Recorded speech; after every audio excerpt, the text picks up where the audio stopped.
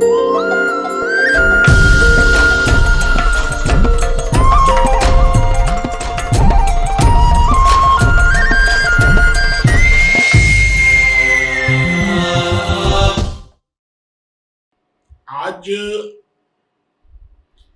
महिला दिवस है। पूरी दुनिया में महिलाओं के विषय पर चर्चा हो रही है।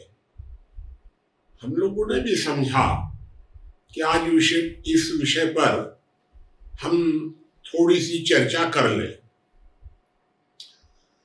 महिला और पुरुष इन दोनों के बीच में किसी को भी अगर दबाकर रखा जाएगा तो उसके परिणाम आगे आने वाले बच्चों पर खराब होते ही हैं।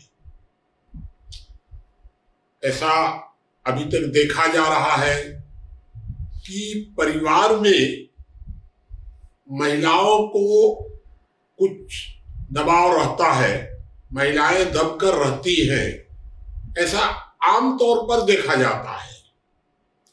और इसका दुष्परिणाम उस परिवार पर ही पड़ता है, क्योंकि उस परिवार के जो आगे भविष्य में जो बच्चे पैदा होने वाले हैं उस पर अवश्य ही उसका दुष्परिणाम होगा।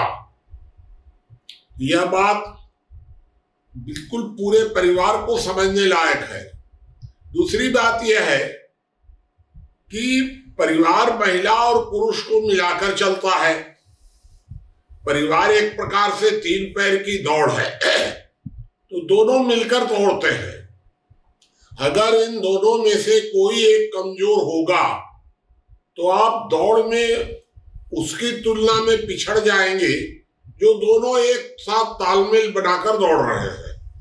तो वो परिवार आगे बढ़ जाएगा, आप पीछे रह जाएंगे, क्योंकि आपके यहाँ पति पत्नी में तालमेल नहीं है, महिला पुरुष में तालमेल नहीं है, आप दौड़ नहीं सकते हैं, क्योंकि तीन पैर की दौड़ है। तो इसका मतलब यह है कि महिला और पुरुष इन दोनों के बीच में संतुलन होना ये हर परिवार की आवश्यकता है, जिसमें वर्तमान समय में कमी देखने को मिल रही है।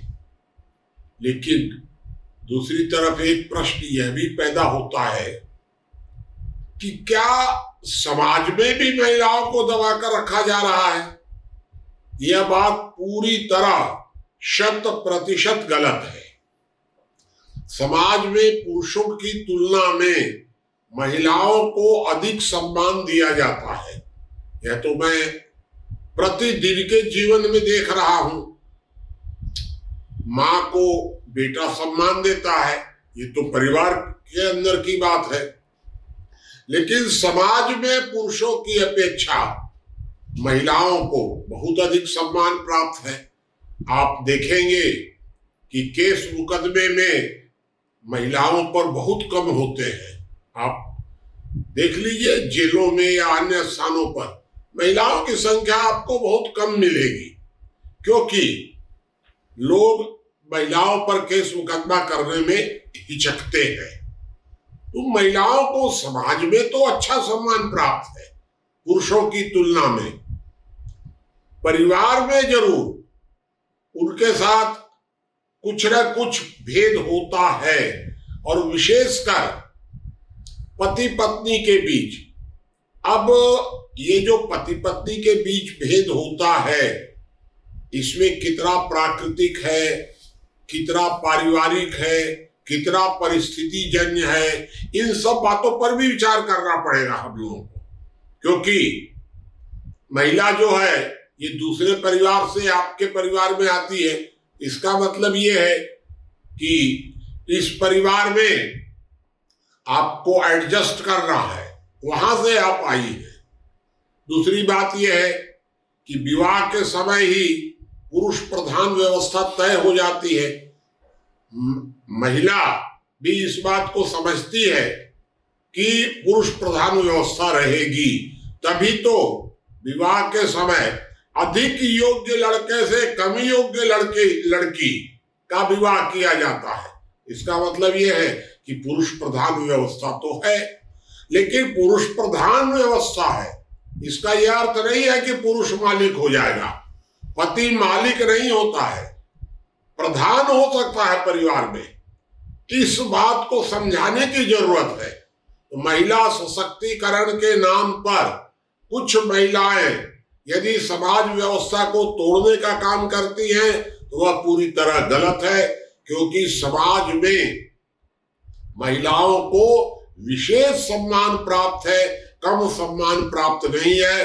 मैं अंत में यही कहना चाहता हूं कि महिला सशक्तिकरण के नाम पर समाज में जो समस्याएं पैदा की जा रही हैं वह भी घातक है, और परिवार में अगर महिलाओं को कमजोर बनाकर रखा जाएगा तो उस परिवार की प्रगति में अवश्य बाधा पैदा होगी।